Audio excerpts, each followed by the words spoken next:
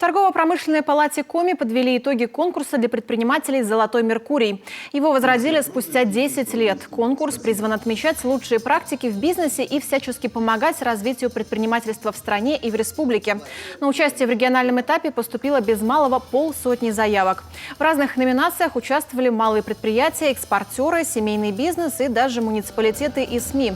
Глава Коми заверил представителей бизнеса в том, что предприниматели будут поддерживать в любых условиях. И правительство Российской Федерации, и правительство Республики Коми работает 24/7.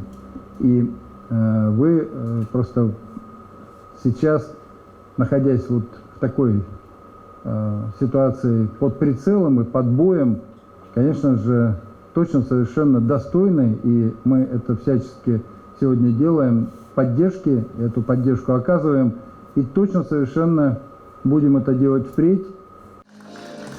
Победители конкурса получили не только искусно выполненную статуэтку «Золотого Меркурия», но и сертификаты на услуги торгово-промышленной палаты Коми. Кроме того, победители регионального этапа сразу выдвигаются на федеральный уровень. Победители в масштабах всей страны будут известны уже в июне.